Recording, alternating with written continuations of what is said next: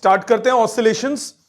Oscillations जो है ये बहुत इंपॉर्टेंट चैप्टर है आपका with respect to your entrance exams also, और कॉन्सेप्चुअली बहुत इंपॉर्टेंट है।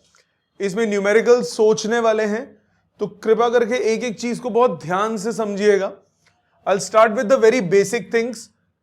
बुक्स में, नोट्स में इस हिसाब से नहीं एक्सप्लेन किया होता, क्योंकि बहुत छोटे छोटे पॉइंट्स आपको एक्सप्लेन करने पड़ेंगे और ये देख के समझ में नहीं आते, समझने पड़ते हैं सामने। तो प्लीज ध्यान दीजिए। Let's start with the first basic part. Register खोलिए, साथ में लिखिए। पहला जो पॉइंट है उसका नाम है पीरियोडिक मोशन। पीरियोडिक मोशन कौन सा होता है, नाम से ही क्लियर है। पीरियोडिक, पीरियोडिक का बेसिक मतलब क्या होता है? जो रिपीट करता है अपने आप को फिक्स टाइम में। So periodic motion is a motion, साथ साथ लिखिए। Periodic motion is a motion which repeats itself after fixed time। Fix time के बाद ऐसा मोशन जो अपने आप को रिपीट करे उसको हम क्या नाम देंगे? Periodic motion. अब पीरियोडिक मोशन के एग्जांपल्स जैसे अर्थ का rotation about its axis, for example rotation of earth about its axis, revolution of earth around sun, motion of simple pendulum,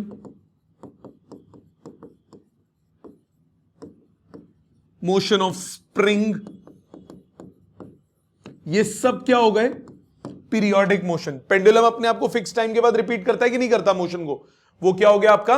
periodic motion. अर्थ का रेवोल्यूशन हो गया, स्प्रिंग की मूवमेंट हो गई, ये सारे मोशंस कौन से कहलाते हैं? ये सब आ जाते हैं किसकी कैटेगरी में? पीरियोडिक मोशन के। पीरियोडिक मोशन के बाद जो दूसरे टाइप का मोशन हम बात करेंगे वो है oscillatory motion.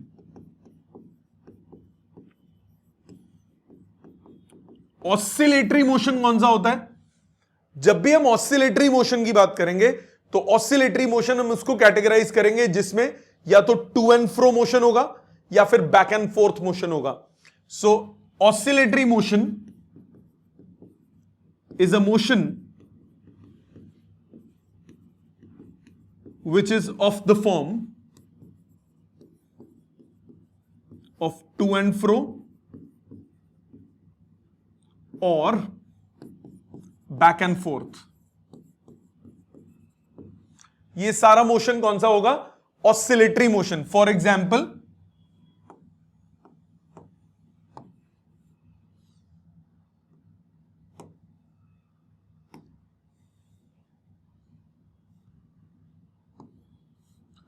Motion of simple pendulum,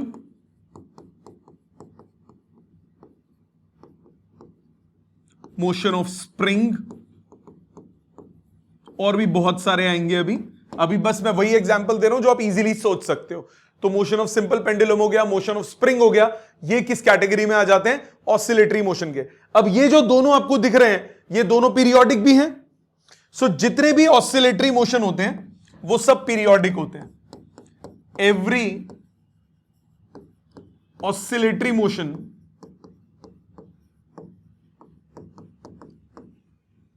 is periodic,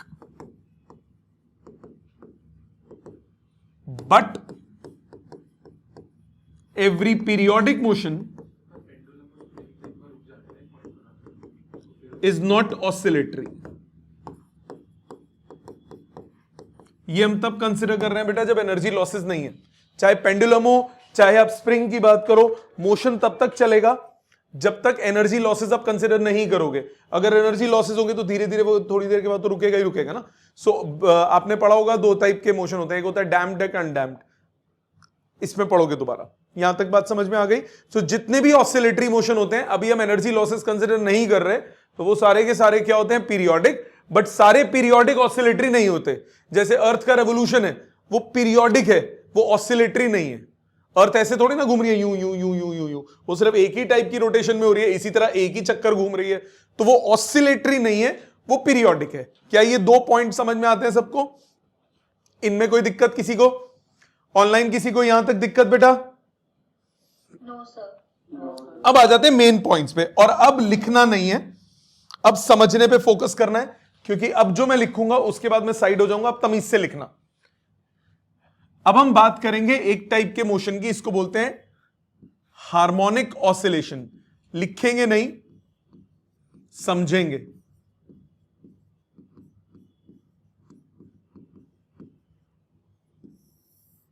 harmonic oscillation कौन सी होती है? हार्मोनिक ऑसिलेशन एक ऐसी ऑसिलेशन है जिसको आप सिंपल साइन और कॉस की फॉर्म में रिप्रेजेंट कर सकते हो। So harmonic oscillation is an oscillation, please लिखना नहीं, समझने पे ध्यान देना, विच कैन बी रिप्रेजेंटेड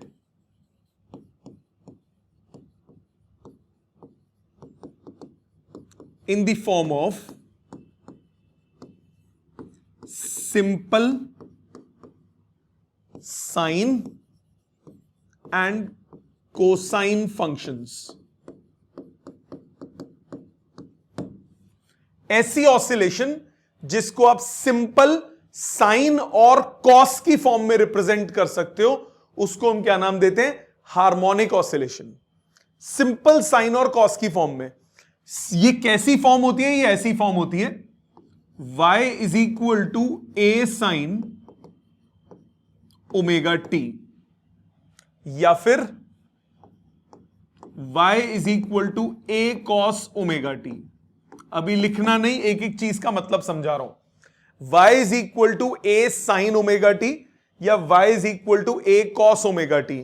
इसमें a कहलाता है, a जो है ये कहलाता है एम्पलीट्यूड ऑफ ऑसिलेशन।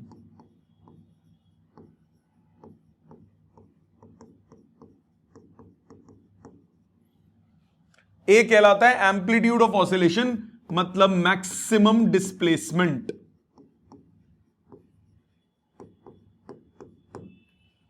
इसमें y क्या है? Displacement at time small T. T time के बाद डिस्प्लेसमेंट वो क्या है? y। इसमें ओमेगा जो आपको दिख रहा है, ये मोटा W, ये W नहीं बोलोगे, ओमेगा बोलोगे। ओमेगा कहलाता है एंगुलर फ्रीक्वेंसी। ये होता है 2 पाई बाई टी। इसमें जो टी है ये है टाइम पीरियड, मतलब time of one complete oscillation. इतना कुछ बता दिया, अब इनके मतलब समझो एक एक करके। पहले लॉजिकल समझो, फिर डायग्राम में समझना। प्लीज ध्यान देना, एक एग्जाम्पल से समझा रहा हूं जो कि सबसे आसान होता है समझना। सिंपल पेंडुलम, उसको आप इमेजिन कर सकते हो। ये एक सिंपल पेंडुलम है, यहां से मैंने पकड़ा हुआ है, मैंने इसको चपेट मारी, अभी ये अपनी स्टार्टिंग सेंट्रल पोजीशन है, मतलब अभी इसकी डिस्प्लेसमेंट क्या है? 0। मैंने इसको मोशन दिया, डिस्प्लेसमेंट धीरे धीरे धीरे धीरे बढ़ते बढ़ते बढ़ते बढ़ते मैक्सिमम तक पहुंचती है, फिर वापस आके कितनी हो जाती है? 0। फिर इधर बढ़ते बढ़ते मैक्सिमम, फिर वापस आके क्या हो गई? 0। ये समझ में आती है? इतनी बात समझ में आती है सबको? ऑनलाइन आप सबको समझ में आती है? दोबारा सुनो, दोबारा सुनो। अभी इसको मैं इसकी फॉर्मेट में लिखूंगा, पहले समझो मोशन। स्टार्टिंग में डिस्प्लेसमेंट क्या है? 0। डिस्प्लेसमेंट बढ़ते बढ़ते बढ़ते बढ़ते मैक्सिमम हुई, फिर वापस आके क्या हो गई? 0। फिर बढ़ते बढ़ते नेगेटिव मैक्सिमम, फिर वापस आके हो गई 0। ठीक, जब डिस्प्लेसमेंट, ये डिस्प्लेसमेंट क्या है? y क्या है? पहले 0, बढ़ते बढ़ते बढ़ते बढ़ते एक लिमिट तक बढ़ी, फिर कम हो गई 0, फिर नेगेटिव मैक्सिमम तक बढ़ी, फिर 0। ये है डिस्प्लेसमेंट किसी भी टाइम पे। तो अलग अलग टाइम पे अलग अलग डिस्प्लेसमेंट है। अब जो ये मैक्सिमम डिस्प्लेसमेंट थी, मतलब जब ये कॉर्नर पे पहुंचा, एक्सट्रीम पे इधर पहुंचा, या फिर इधर पहुंचा, ये जो मैक्सिमम डिस्प्लेसमेंट थी उसको हम क्या नाम देते हैं? एम्पलीट्यूड। एम्पलीट्यूड क्या है? Maximum displacement. तो पेंडुलम जब यूं चक्कर काट रहा है तो सेंट्रल पोजीशन पे तो डिस्प्लेसमेंट जीरो, मैक्सिमम डिस्प्लेसमेंट पे वहां पे एम्पलीट्यूड, वहां पे डिस्प्लेसमेंट क्या कहलाती है? एम्पलीट्यूड। फिर कम होते होते जीरो, फिर नेगेटिव मैक्सिमम मतलब नेगेटिव एम्पलीट्यूड, फिर जीरो। और कंप्लीट ऑसिलेशन का टाइम मतलब पूरी ऑसिलेशन कब कंप्लीट हुई? यहां से शुरू हुई, maximum zero, negative maximum zero, ये कंप्लीट ऑसिलेशन हो गई। इस कंप्लीट ऑसिलेशन का टाइम कहलाता है टाइम पीरियड। ओमेगा क्या होगा? 2 पाई बाय टाइम पीरियड। क्या ये टर्म्स का मतलब समझ में आ गया? क्या ये टर्म्स का मतलब समझ में आ गया? इसको एंगुलर फ्रीक्वेंसी होती है ओमेगा। उसको आप, अगर आपको ध्यान हो तो आप सर्कुलर मोशन में जब आप बात करते थे तो इसको एंगुलर वेलोसिटी बोलते थे, ठीक है? तो चाहे एंगुलर वेलोसिटी बोलो चाहे एंगुलर फ्रीक्वेंसी, एक ही बात है। वो उसके रेफरेंस में था, ऑसिलेशन के रेफरेंस में इसको हम एंगुलर फ्रीक्वेंसी बोलते हैं, ठीक है? अब इसको ग्राफिकली कैसे रिप्रेजेंट करते हैं, ध्यान देना प्लीज, ध्यान से समझना। अगर मैं ग्राफ बनाता हूं y is equal to a sine omega t का, तो ये ग्राफ कुछ ऐसा बनता है। डिस्प्लेसमेंट और टाइम का ग्राफ होता है और ये ग्राफ कुछ इस तरह का बनेगा।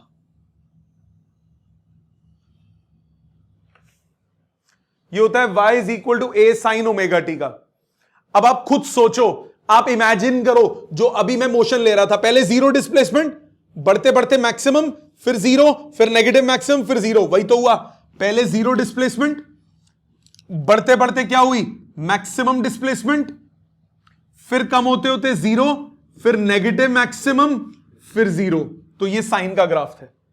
ये जो मैक्सिमम डिस्प्लेसमेंट है ये कहलाती है एम्पलीट्यूड। ये जो पूरी ऑसिलेशन का टाइम है, यहां तक का टाइम है कैपिटल टी। एक कंप्लीट ऑसिलेशन का टाइम ये है कैपिटल टी। क्या ये समझ में आता है सबको? सारे बच्चों, आपको भी क्लियर है सबको? दूसरा, अगर यही चीज कॉस की फॉर्म में हो, मैंने साइन में समझाया, अगर y is equal to a cos omega t होता है तो वो कैसा होता है? y is equal to a cos omega t कैसा होता है? Again graph displacement with time है। इसी पेंडुलम के एग्जांपल से समझो। सेंटर से शुरू हुआ था मोशन, जीरो पहले था, मैक्सिमम था, फिर जीरो हुआ, फिर नेगेटिव मैक्सिमम, फिर जीरो। ये है साइन का ग्राफ। ये ग्राफ साइन का नहीं है, ये मोशन है। इस मोशन को रिप्रेजेंट करने के लिए हम साइन यूज कर रहे हैं। अगर यही मोशन दूसरे तरीके से हो, वो बच्चों का स्विंग देखा है जिससे वो झूला झूलते हैं, एक बच्चे को आपने कॉर्नर तक खींचा और फिर धक्का दिया या छोड़ दिया, तो वो स्टार्ट कहां से हुआ? सबसे एक्सट्रीम से शुरू हुआ कि नहीं हुआ? तो अगर वो एक्सट्रीम से शुरू होता है तो वो क्या बनता है? कॉस का ग्राफ। मतलब सबसे ज्यादा यहां से स्टार्ट हो, अगर कॉर्नर से शुरू हो तो स्टार्टिंग में ही वो डिस्प्लेस्ड है, फिर डिस्प्लेसमेंट कम होते होते जीरो हुई, फिर नेगेटिव मैक्सिमम, फिर जीरो, फिर पॉजिटिव मैक्सिमम। एक बच्चा, उस आपने झूले को खींचा और छोड़ दिया, तो एक्सट्रीम से जब शुरू होता है तो वो कौन सा ग्राफ बनता है? वो बनता है कॉस का ग्राफ। तो ये कॉस का ग्राफ बनेगा अगर वो एक्सट्रीम से स्टार्ट होगा। सेंट्रल से शुरू हो रहा है तो कौन सा ग्राफ बनता है? साइन का। और अगर कॉर्नर से शुरू हो रहा है तो कौन सा ग्राफ बनता है? कॉस का। एक कंप्लीट ऑसिलेशन का टाइम कहलाता है टाइम पीरियड, ठीक है? मतलब अगर मोशन ऐसा है, जीरो से शुरू हुआ, maximum zero, negative maximum zero, ये कैसे रिप्रेजेंट करेंगे? ए साइन ओमेगा टी। अगर मोशन शुरू हो रहा एक्सट्रीम से, एक्सट्रीम, फिर जीरो, फिर नेगेटिव एक्सट्रीम, फिर जीरो, फिर पॉजिटिव एक्सट्रीम, ये क्या हो जाता है? ए कॉस ओमेगा टी। इसको अभी मैं प्रूफ भी करूंगा। अभी मैंने सिर्फ आपको बताया कि कैसे रिप्रेजेंटेशन होता है, प्रूफ की अभी हम थोड़ी देर में बात करेंगे। यहां तक बात समझ में आई सबको? ऑनलाइन सबको क्लियर? आपको क्लियर बेटा? सबको समझ में आ गया? कोई दिक्कत नहीं यहां तक? अब आती है बात एक छोटी सी। मैंने आपको यहां पे बताया कि it is an oscillation which can be represented in the form of simple sine and cosine function. Sine और कॉस ही क्यों? टैन भी तो हो सकता है। ट्रिग्नोमेट्रिक है, साइन कॉस ही क्यों लिया? टैन क्यों नहीं लिया? कॉट क्यों नहीं लिया? सेक क्यों नहीं लिया? कोसेक क्यों नहीं लिया? उसके लिए दो रीजंस होते हैं। क्या रीजन? हार्मोनिक ऑसिलेशन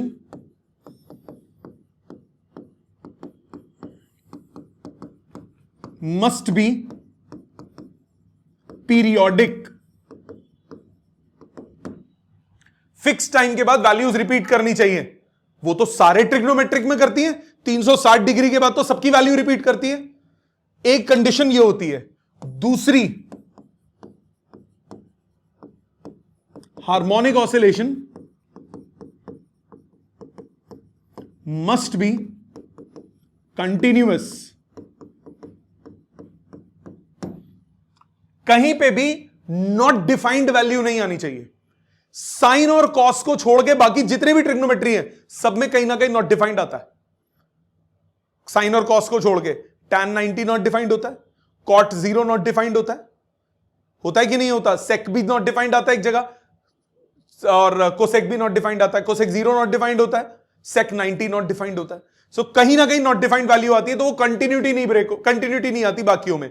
सो कंटिन्यूटी सिर्फ दो ट्रिग्नोमेट्रिक रेशियोज में आएगी, किसमें? साइन और कॉस में। सो जितने भी हार्मोनिक ऑसिलेशंस हैं सबको हम किससे रिप्रेजेंट करते हैं? सिंपल साइन और कोसाइन फॉर्म में।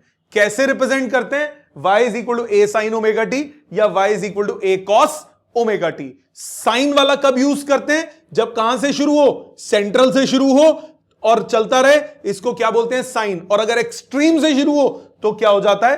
कॉस। अगर बीच से कहीं से शुरू हो तो आएंगे उस पे। इतनी बात समझ में आ गई? सबको ऑनलाइन क्लियर है यहां तक बात? Yes, आपको क्लियर? प्लीज इतना लिखो बेटा। पीरियोडिक तो जितने भी ट्रिग्नोमेट्रिक हैं वो सारे होंगे। 360 डिग्री के बाद तो सारी वैल्यूज रिपीट करती है ना ट्रिग्नोमेट्री में, ठीक है? प्लीज इतना लिखिए पहले, फिर हम आगे चलेंगे। आगे ध्यान दीजिए। अब इसको इलैबोरेट करते हैं थोड़ा सा। सपोज करो, लिखना नहीं, समझने वाला है पूरा पोर्शन। मैंने कंसिडर किया एक सिंपल हार्मोनिक मोशन, एक हार्मोनिक ऑसिलेशन, ये वाला। इसकी रिप्रेजेंटेशन हम एक और फॉर्म में कर सकते हैं, उसको बोलते हैं सर्कल ऑफ रेफरेंस। ध्यान देना बेटा प्लीज, लिखने का काम आराम से हो जाएगा बाद में, समझने पे ध्यान दीजिए, ये समझना बहुत जरूरी है।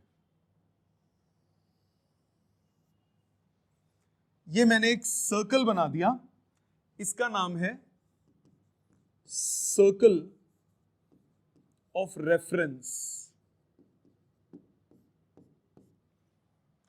ये ग्राफ था डिस्प्लेसमेंट विद टाइम।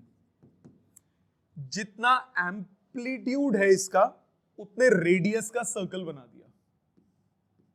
जितना एम्पलीट्यूड था उतने रेडियस का मैंने सर्कल बना दिया, ठीक है? अब जरा ध्यान से देखिएगा, जितने भी पॉइंट्स, ये इसको हम यहां रिप्रेजेंट करते हैं, जितने भी पॉइंट्स, ये पॉइंट है, जैसे ये पॉइंट अगर हम इस सर्कल ऑफ रेफरेंस में बोलें तो वो ये वाला पॉइंट होगा। अगर हम इस पॉइंट की बात करें तो वो ये वाला पॉइंट है। अगर हम इस पॉइंट की बात करें तो वो ये पॉइंट है। अगर हम इस पॉइंट की बात करें तो वो ये पॉइंट है। इसका मतलब जरा ध्यान दीजिएगा, ये जितने पॉइंट्स हैं ये रिप्रेजेंट कर रहे हैं फर्स्ट क्वाड्रेंट। ये फर्स्ट क्वाड्रेंट है कि नहीं? First quadrant. ये सारे पॉइंट्स कोरस्पॉन्ड करते हैं किसको? फर्स्ट क्वाड्रेंट को। ये सारे पॉइंट्स कोरस्पॉन्ड करते हैं सेकंड क्वाड्रेंट को। ये सारे पॉइंट्स कोरस्पॉन्ड करते हैं थर्ड क्वाड्रेंट को।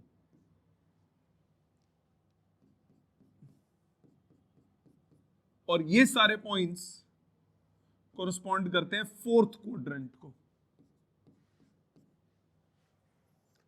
सो इस ग्राफ के सर्कल ऑफ रेफरेंस में कोरस्पॉन्डिंग पॉइंट्स कौन कौन से हैं? ये सेक्शन फर्स्ट क्वाड्रेंट को कोरस्पॉन्ड करता है, ये सेक्शन सेकंड क्वाड्रेंट को कोरस्पॉन्ड करता है, ये सेक्शन थर्ड क्वाड्रेंट को कोरस्पॉन्ड करता है, ये सेक्शन फोर्थ क्वाड्रेंट को कोरस्पॉन्ड करता है।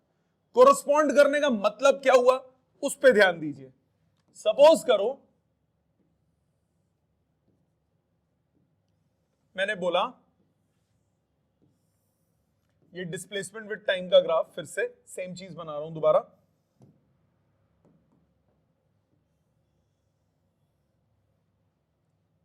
इसका सर्कल ऑफ रेफरेंस बनाते हैं।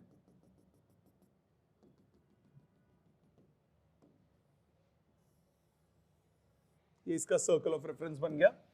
Please pay attention and listen very carefully now. मैंने बोला ये पॉइंट कोरस्पॉन्ड करेगा किसको, फर्स्ट क्वाड्रेंट को, मतलब ये पॉइंट है, ये यही मतलब हुआ। ये जो एंगल बनता है ये पॉइंट स्टार्टिंग पॉइंट है। ये जो एंगल बना ये एंगल है ओमेगा टी। वो जो ओमेगा टी आपको दिखा था, ओमेगा टी जो एंगल है वो बेसिकली यहां नहीं होता, वो सर्कल ऑफ रेफरेंस में होता है एंगल। ये कैसे बना, ओमेगा टी कैसे आया? ओमेगा था एंगुलर फ्रीक्वेंसी। एंगुलर फ्रीक्वेंसी का मतलब एंगल मेड इन 1 सेकेंड, वो है ओमेगा। इसका मतलब angle made in T seconds, वो कितना होगा, ओमेगा टी। 1 सेकेंड में अगर ओमेगा एंगल बन रहा है तो टी सेकेंड्स में कितना एंगल बनेगा, ओमेगा टी। वो एंगल कहां पे होता है, वो एंगल होता है सर्कल ऑफ रेफरेंस में। वो एंगल कहां पे होता है, वो एंगल होता है सर्कल ऑफ रेफरेंस में। तो ये जो छोटा सा एंगल बना, इसको हम क्या नाम देंगे, ओमेगा टी। अब ये ओमेगा टी का क्या औचित्य है? सपोज करो मैं यहां से परपेंडिकुलर डाल देता हूं, ये हुआ डिस्प्लेसमेंट। तो यानी यहां से अगर परपेंडिकुलर डालता हूं तो ये हुआ डिस्प्लेसमेंट। रेडियस क्या था, एम्पलीट्यूड, y अपॉन a कितना हुआ, परपेंडिकुलर अपॉन हाइपोटेन्यूज, ये हुआ साइन थीटा। तो y कितना हो गया, a साइन ओमेगा टी।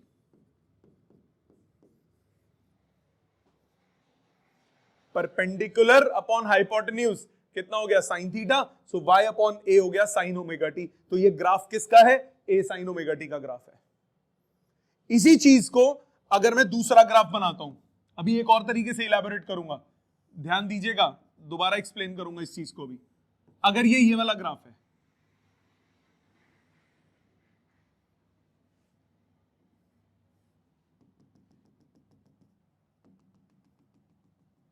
बनाएं circle of reference.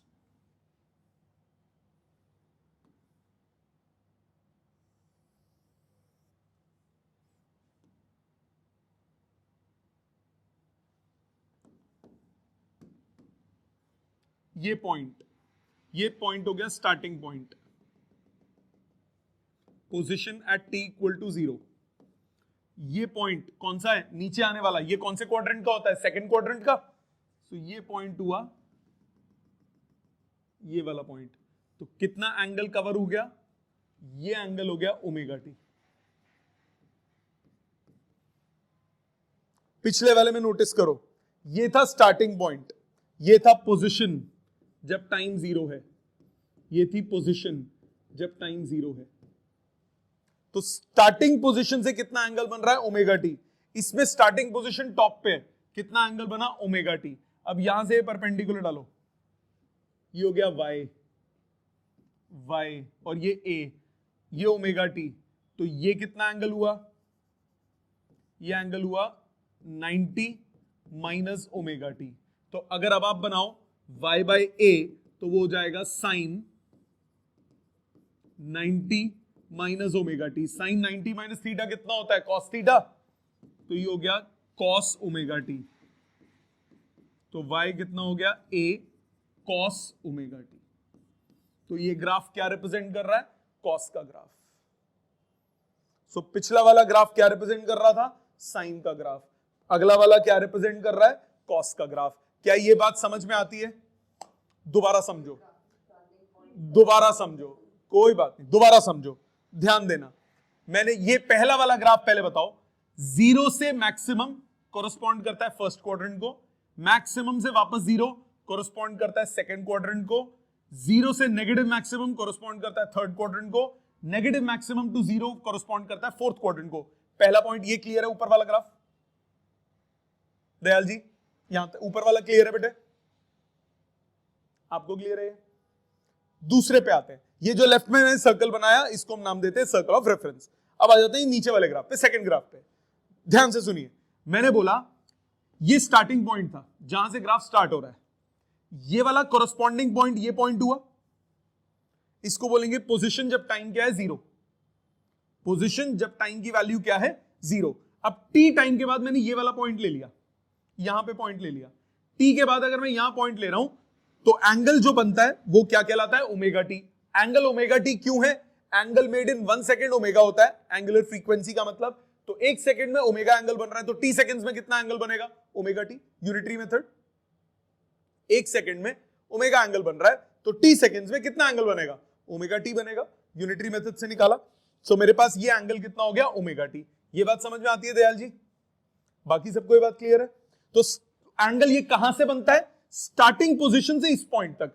By chance अब मैं थोड़ा सा इसको मॉडिफाई करता हूं, सपोज करो मैं इसको थोड़ा सा और चेंज करता हूं, यही साइन वाला ही ग्राफ बनाता हूं, बट ध्यान देना with the difference, let's see समझ में आता है कि नहीं। ये ग्राफ था, ठीक, सर्कल ऑफ रेफरेंस बनाते हैं, इसका थोड़ा बड़ा बनाता हूं, सर्कल ऑफ रेफरेंस बनाते हैं।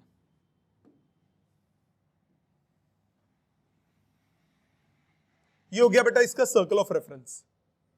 अब ध्यान से देखना बेटे, ये स्टार्टिंग पोजीशन है, तो ये पोजीशन हो गई पोजीशन जब टाइम की वैल्यू 0 है। इतनी बात समझ में आती है? इसमें तो कोई दिक्कत नहीं बेटे किसी को भी, no problem to anyone. Now अभी मैंने फर्स्ट क्वाड्रेंट में लेके कर रहा था ना, अब सपोज करो मैं इस पॉइंट की बात करता हूं, इस पॉइंट की अगर बात करूं तो यहां पे ये पॉइंट होगा, यानी t टाइम के बाद जो जितना एंगल बना रहा है वो ओमेगा टी है, तो ये पूरा एंगल हो गया ओमेगा टी।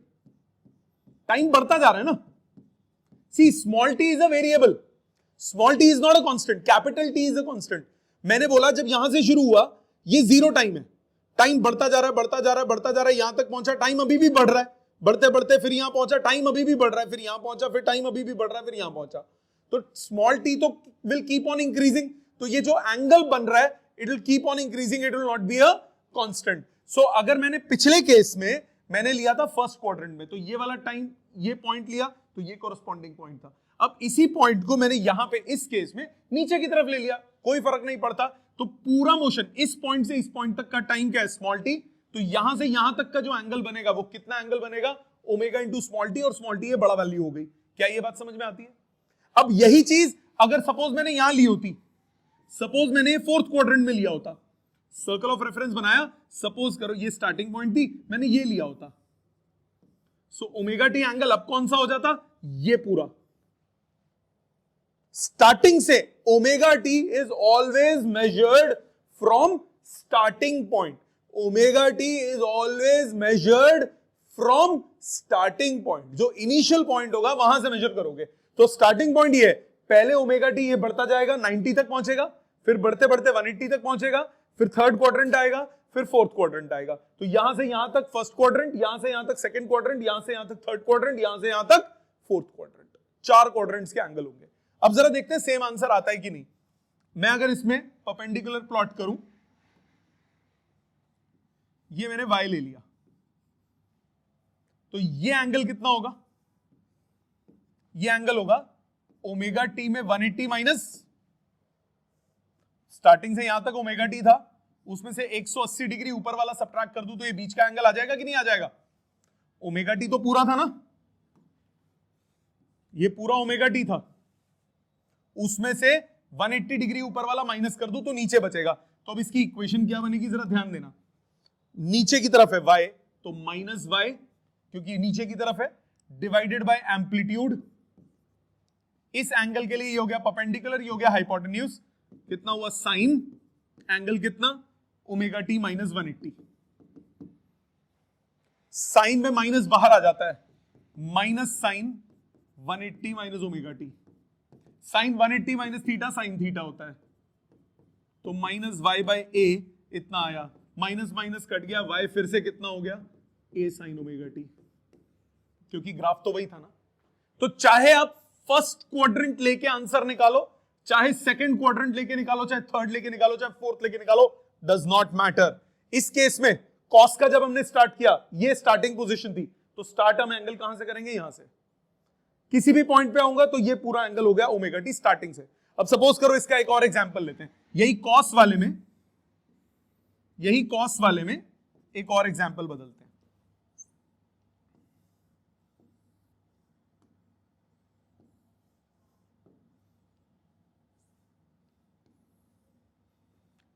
ये कॉस का ग्राफ था। अब मैंने सपोज करो सर्कल ऑफ रेफरेंस बनाते हैं,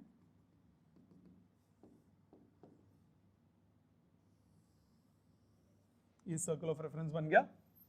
मैं घूम के ये पॉइंट ले लेता हूं,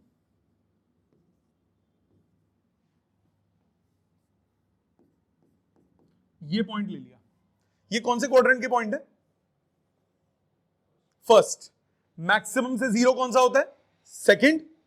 फिर जीरो से नेगेटिव मैक्सिमम कौन सा होता है, थर्ड। नेगेटिव मैक्सिमम से जीरो कौन सा होता है, फोर्थ। फिर जीरो से मैक्सिमम क्या होता है, फर्स्ट। अब स्टार्टिंग पोजीशन हो गई ये वाली, ये हो गया पोजीशन जब टाइम जीरो है, तो एंगल मेजरमेंट आप हमेशा यहां से लोगे। और अब आप कहां पहुंच रहे हो, इस पॉइंट पे। तो यानी जो ओमेगा टी एंगल होगा वो होगा ये पूरा। जी जी बेटा, मानते हो ना, बढ़ता तो ऐसे ही है ना बेटा, पहले सेकंड क्वाड्रेंट, फिर थर्ड क्वाड्रेंट, फिर फोर्थ क्वाड्रेंट, फिर वापस फर्स्ट क्वाड्रेंट, क्योंकि पीरियोडिक फंक्शन है। 360 घूमने के बाद वापस रिपीट होता है। अभी पूरी ट्रिग्नोमेट्री भी खेलूंगा, यहां तक बात समझ में आई, अभी रुक जाओ, निकालता हूं ओमेगा टी। तो यानी ये जो ऊपर का बेबी एंगल बना छोटा सा, ये एंगल कितना होगा, ये होगा 360 माइनस ओमेगा टी, होगा कि नहीं होगा। सो अब अगर मैं डिस्प्लेसमेंट देखूं, या रुको, ऊपर का एंगल नहीं चाहिए, डिस्प्लेसमेंट है ये। सो ये जो एंगल है ये कितना होगा बताना, ये जो मैंने व्हाइट से मेजर किया, व्हाइट से लिखा है, ये वाला angle omega t minus 270, perfect. ये एंगल होगा ओमेगा टी माइनस 3π/2। तो अब ध्यान दो, y by a perpendicular upon hypotenuse कितना हुआ, cos omega t minus 3π/2। Cos में माइनस बाहर नहीं निकलता, कॉस की प्रॉपर्टी याद है, cos of minus theta plus cos theta होता है। तो कॉस में माइनस बाहर नहीं निकलता, खत्म हो जाता है, एब्जॉर्ब हो जाता है।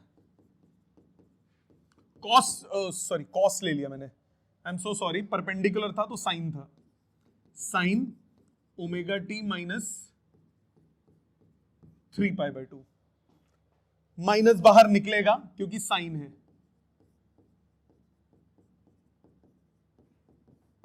हाँ कि ना, साइन 270 माइनस थीटा कितना होता है, sine 270 minus theta, third quadrant में साइन क्या होता है, नेगेटिव। 270 है, फंक्शन चेंज होगा, ये बन जाएगा minus of minus cos omega T.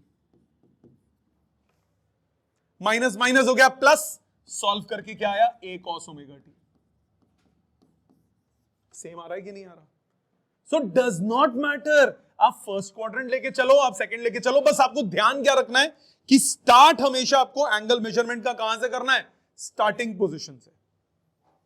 इतनी बात समझ में आती है,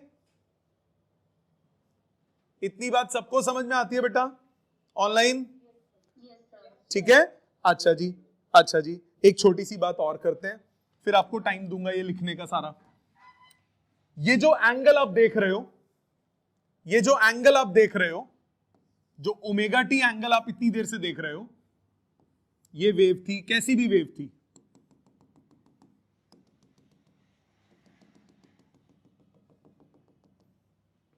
ये स्टार्टिंग पोजीशन थी, ये जो एंगल बन रहा है ये ओमेगा टी एंगल बन रहा है। इस एंगल को, ये जो ओमेगा टी या ये एंगल जो बनता है, इस एंगल को हम नाम देते हैं फेज। ये कहलाता है फेज एंगल। ये क्या कहलाता है? Phase angle. तो जो भी ये एंगल बनता है, ओमेगा टी बने, 90 बने, 270 बने, जो भी बन रहा है, वो एंगल हमेशा क्या कहलाता है? Phase angle. Phase angle basically होता है angle in circle of reference from starting point. Starting point से कितना एंगल बन रहा है उसको हम क्या नाम देते हैं? Phase angle. कौन सा एंगल? Phase angle. मतलब अगर मैं ये वेव बना रहा हूं, ध्यान देना प्लीज, तो अब आप मुझे बताओगे, आप मुझे बताओगे कि ये पॉइंट जो होगा, पॉइंट 1, ये वाला पॉइंट, ये कितने फेज पे होगा? इसका फेज एंगल होगा 0, क्योंकि ये स्टार्टिंग पॉइंट ही है। जो ये पॉइंट है, इसका फेज एंगल कितना होगा? π/2, 90। क्यों होगा 90? क्यों होगा 90? क्योंकि ये वाला पॉइंट कौन सा है? ये पॉइंट ये वाला है। कितना एंगल बन गया यहां तक? 90 डिग्री बन रहा है कि नहीं बन रहा? इसी तरह ये पॉइंट कितना फेज होगा? 180। ये पॉइंट कितना फेज होगा? 270। ये पॉइंट कितना फेज होगा? 360। बात समझ में आई? बात समझ में आई? मतलब अगर मैं पेंडुलम की बात करता हूं, ध्यान से सुनिएगा, मैंने पेंडुलम की बात की, ये पॉइंट, स्टार्टिंग पॉइंट कौन सा है? 0 फेज। जब वो एक्सट्रीम पे पहुंचा तो ये कौन सा फेज हुआ? π/2 फेज। आप कहोगे सर π/2 पेंडुलम ने 90 डिग्री थोड़ी ना बनाया। पेंडुलम ने नहीं बनाया। फेज एंगल इसका एंगल नहीं होता। फेज एंगल होता है जब इसका ग्राफ प्लॉट होगा तो सर्कल ऑफ रेफरेंस में क्या एंगल बनेगा, उसको हम क्या नाम देते हैं? Phase angle. तो ये स्टार्टिंग पॉइंट कौन सा है? 0 फेज। ये कौन सा है? π/2 फेज। π/2 फेज मतलब क्योंकि ग्राफिकली प्लॉट करते हैं तो ये यहां पहुंचता है, यहां पहुंचता है तो सर्कल ऑफ रेफरेंस में कितना एंगल बना? 90 डिग्री। ये कौन सा पॉइंट हुआ? 180 फेज। ये कौन सा पॉइंट हुआ? 270 फेज। ये कौन सा पॉइंट हुआ? 360 फेज। एम्पलीट्यूड में जब होगा तो वो 90 डिग्री फेज पे है। इसका मतलब ये नहीं है कि वो 90 डिग्री बना रहा है। अब यही चीज अगर आप उसमें बोलते हो, स्प्रिंग में, ये स्प्रिंग है अनस्ट्रेच्ड पोजीशन पे, आपने स्प्रिंग को खींच के रखा, बिल्कुल धक्का दिया, इसको शूट किया या कुछ भी किया, तो एक्सट्रीम में जब वो पहुंचा तो वो 90 फेज पे, फिर वो वापस आया तो वो 0 फेज पे पहुंचा, फिर वो कंप्रेस हुआ तो वो 180 फेज पे पहुंच गया, फिर वो वापस आया तो वापस 0। तो 0, 90, 180, 270, 360। इसका मतलब ये नहीं है कि वो एंगल इतना बना रहा है, इसका मतलब ये है कि ग्राफिकली वो यहां पे इतना एंगल बना रहा है। सो ये पॉइंट क्या है? 0 फेज। ये पॉइंट क्या है? 90 फेज। ये पॉइंट क्या है? 180 फेज। ये पॉइंट क्या है? 270 फेज। ये पॉइंट क्या है? 360 फेज। समझ में आता है? सबको क्लियर? अभी इसको इनिशियल फेज नाम की एक चीज और होती है, वो अब इसके बाद बताऊंगा। पहले यहां तक लिखो, अगर कोई पॉइंट नहीं समझ में आता तो पूछना।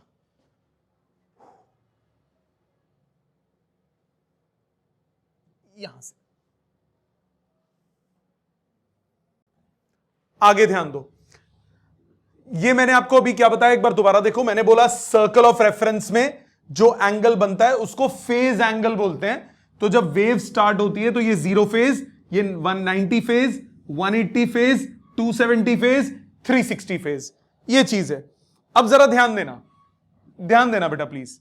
सपोज करो वेव ऐसे स्टार्ट हो,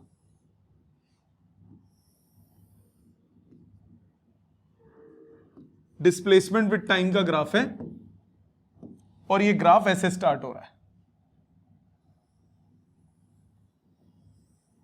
0 से शुरू ही नहीं हो रहा, वो ऑलरेडी किसी एंगल से स्टार्ट हो रहा है। तो अब अगर मैं इसका सर्कल ऑफ रेफरेंस बनाऊंगा तो it will be something like this.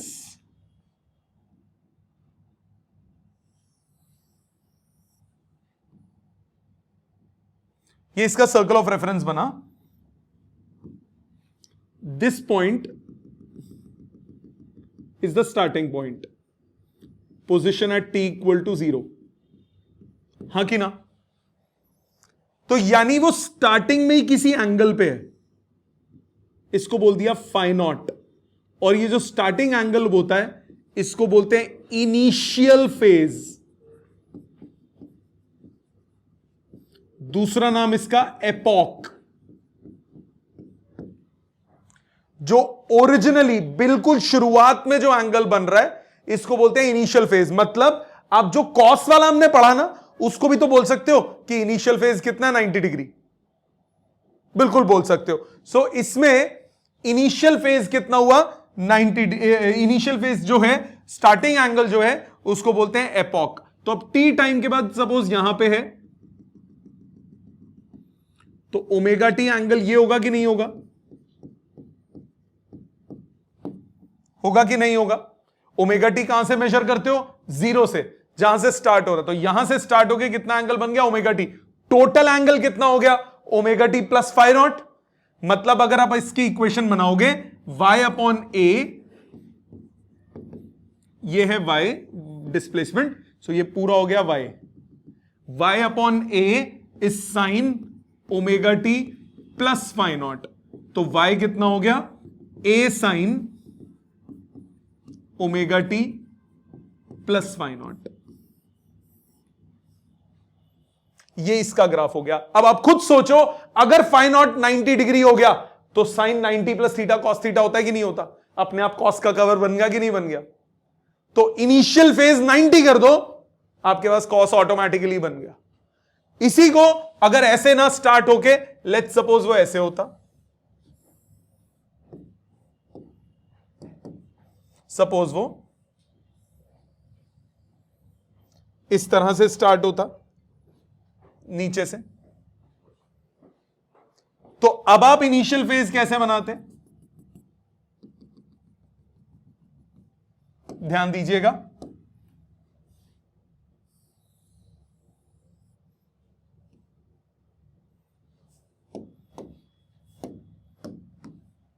ये हो गया स्टार्टिंग पोजीशन.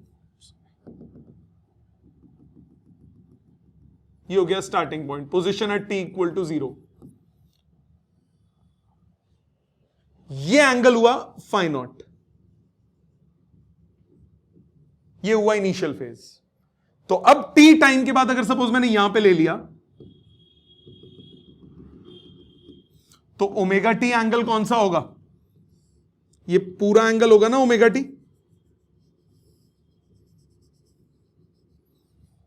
Isn't it? ये पूरा एंगल होगा ओमेगा टी. और ये एंगल कितना हो गया? Omega t minus phi naught. पूरे में से नीचे का माइनस करो, ये बीच का बचेगा कि नहीं बचेगा? तो अब आपके पास इक्वेशन क्या बनेगी? y by a is sine omega t minus phi naught. तो y कितना हुआ? a sine omega t minus phi naught. बोल बेटे क्या कह रहा है? बेटे एंगल जो ओमेगा टी है it is always from starting point. तो यहां पे ये स्टार्टिंग पॉइंट था, यहां से एंगल हो गया ओमेगा टी. इसमें स्टार्टिंग पॉइंट ये था, तो यहां से एंगल कितना मेजर हुआ? Omega t. इसका मतलब general equation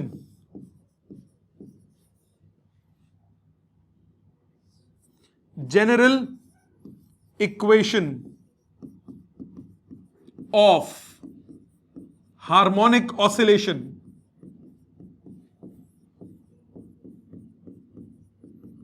general equation of harmonic oscillation क्या होती है?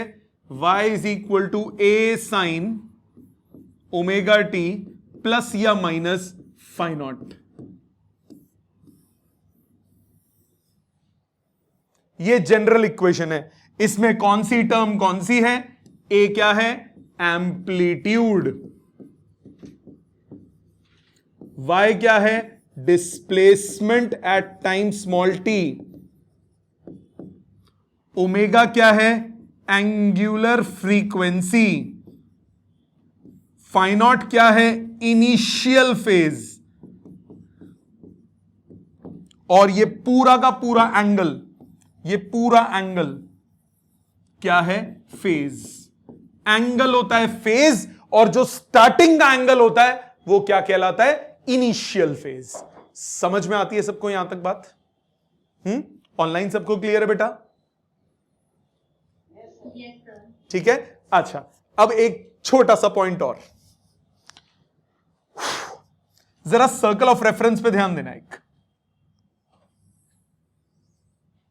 ये एक सर्कल ऑफ रेफरेंस है, ये एक सर्कल ऑफ रेफरेंस है। Kindly pay attention. ये सेंटर पॉइंट हो गया अराउंड।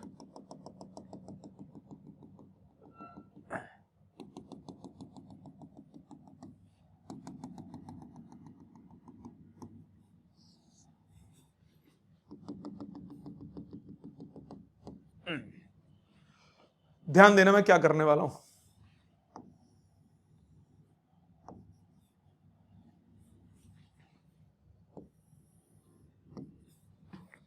ये x और ये y, x और y से मेरा मतलब, प्लीज पे अटेंशन, ये स्टार्टिंग पॉइंट है, पोजीशन है t इक्वल टू 0।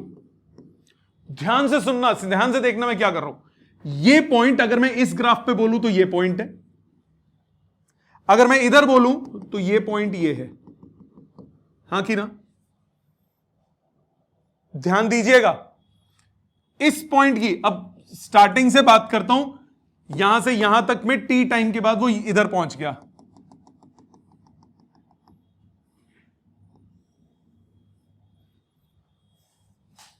इसमें वो ये रहा। ये क्या बना रहा हूं मैं? जरा ध्यान देना। y अगर मैं इस पॉइंट से इधर गया तो y वेरिएबल कैसे चेंज हुआ? पहले यहां पे y कोऑर्डिनेट 0 है, फिर y कोऑर्डिनेट बढ़ गया, फिर y कोऑर्डिनेट और बढ़ गया, फिर y कोऑर्डिनेट और बढ़ गया, फिर y कोऑर्डिनेट और बढ़ गया, यहां पे पहुंचे y मैक्सिमम हो गया। हां कि ना? मानते हो कि नहीं मानते? तो ये चीज ये रिप्रेजेंट हो रही है, पहले y 0 था, फिर y बढ़ा और बढ़ा और बढ़ा और बढ़ा, मैक्सिमम पहुंच गया। यस और नो? अगर इसी में मैं x एक्सिस की बात करूं, मैं x एक्सिस की बात करूं, स्टार्टिंग में x कोऑर्डिनेट क्या था? मैक्सिमम। तो स्टार्टिंग में x कोऑर्डिनेट क्या है? मैक्सिमम। उसके बाद x कोऑर्डिनेट कम हो गया, उसके बाद और कम हो गया, उसके बाद और कम हो गया, उसके बाद और कम हो गया, उसके बाद और कम हो गया, फिर x कोऑर्डिनेट क्या हो गया? 0। तो x कोऑर्डिनेट मैक्सिमम था, फिर कम हुआ, फिर और कम हुआ, फिर और कम हुआ, फिर 0 हो गया। उसके बाद y coordinate followed by y coordinate कम होने लगा, कम होते होते y कोऑर्डिनेट कितना पहुंच गया? 0। तो y कोऑर्डिनेट कम होते होते होते होते क्या पहुंच गया? 0 पहुंच गया। कम होता जा रहा है, कहां पहुंच गया? 0 पे पहुंच गया। x कोऑर्डिनेट पे ध्यान दो, x कोऑर्डिनेट 0 के बाद बढ़ना शुरू हो गया, बढ़ रहा है, बढ़ रहा है, बढ़ रहा है, बढ़ रहा है, बढ़ रहा है, मैक्सिमम हो गया, बट नेगेटिव में। तो यानी नेगेटिव में क्या होगा? इसका मोशन कैसा होगा? नेगेटिव में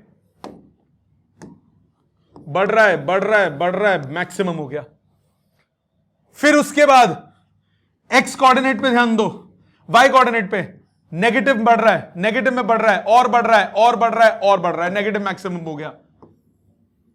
नेगेटिव बढ़ रहा है, बढ़ रहा है, बढ़ रहा है, बढ़ रहा है, नेगेटिव मैक्सिमम हो गया। फिर नेगेटिव में कम होने लगा, कम होने लगा, कम होने लगा, 0 हो गया। नेगेटिव में कम होने लगा, कम होने लगा, कम होने लगा, 0 हो गया। ये कैसा ग्राफ बना? y साइन का ग्राफ बना कि नहीं बना? इधर अगर नोटिस करो, इधर अगर नोटिस करो, अगर आप इधर ध्यान दो, कहां गया? कौन सा कलर था ये? एक्स एक्सिस नेगेटिव में कम हो रहा है, कम हो रहा है, कम हो रहा है, कम हो रहा है, नेगेटिव में क्या हो गया? 0। कम होते होते होते होते 0।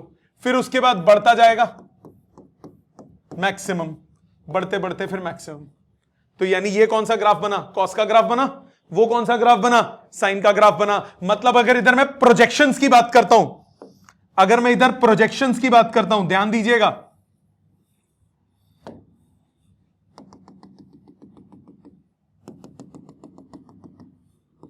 ये कोई भी पॉइंट ले लिया, ये एंगल ओमेगा टी होता है, ये y था, ये x था और ये एम्पलीट्यूड था। आप लिख सकते हो y upon a perpendicular upon hypotenuse कितना होता है, साइन थीटा। तो y का जो वेरिएशन है वो साइन का वेरिएशन है, y का जो वेरिएशन है वो साइन का वेरिएशन है, y का जो वेरिएशन है वो साइन का वेरिएशन है। इसी में x का variation x upon a base upon hypotenuse क्या होता है, कॉस थीटा। तो x कितना हो गया, a cos omega T. x का जो वेरिएशन है वो कॉस का वेरिएशन है। नोटिस करो, जो x का वेरिएशन है वो कॉस का वेरिएशन है। एक और चीज ध्यान दो, y positive y positive y positive, first quadrant second quadrant में y पॉजिटिव है, मतलब साइन की वैल्यू पॉजिटिव होगी फर्स्ट और सेकंड क्वाड्रेंट में। Third and fourth quadrant y negative, third and fourth quadrant में साइन नेगेटिव होता है। इधर आ जाओ, फर्स्ट क्वाड्रेंट में कॉस x पॉजिटिव है, फर्स्ट क्वाड्रेंट में x पॉजिटिव है, कॉस फर्स्ट क्वाड्रेंट में क्या होता है, पॉजिटिव। सेकंड और थर्ड क्वाड्रेंट में x नेगेटिव है, सेकंड और थर्ड क्वाड्रेंट में कॉस क्या होता है, नेगेटिव। फोर्थ क्वाड्रेंट में वापस x पॉजिटिव हो गया, कॉस फिर से पॉजिटिव हो गया, तो फोर्थ क्वाड्रेंट में कॉस पॉजिटिव होता है। तो साइन और cos first and fourth quadrant में पॉजिटिव है, सेकंड और थर्ड क्वाड्रेंट में नेगेटिव है। साइन फर्स्ट और सेकंड क्वाड्रेंट में पॉजिटिव है, थर्ड और फोर्थ क्वाड्रेंट में नेगेटिव है। इसीलिए जब भी ट्रिग्नोमेट्री पढ़ते हो आप हमेशा एंगल ऐसे घूमते हो, एंटी क्लॉकवाइज, क्योंकि आप सर्कल ऑफ रेफरेंस बनाते हो। आई समझ बात? सबको क्लियर है बेटे यहां तक? अगली क्लास में, अभी मैंने आपको इंट्रोडक्शन दिया, बहुत इंटरेस्टिंग है, सच में बहुत इंटरेस्टिंग है। अगली क्लास में इसको हम न्यूमेरिकली अप्लाई करेंगे और अच्छे से पढ़ के आना। ये लेक्चर में रिकॉर्डेड आपका भी ग्रुप में भी डाल दूंगा अभी थोड़ी देर में। आप प्लीज इसको 2 बार 3 बार एक एक पॉइंट को दोबारा ध्यान से सोच के आना। उसके बाद अगली क्लास में इसको न्यूमेरिकली अप्लाई करेंगे। Thank you very much.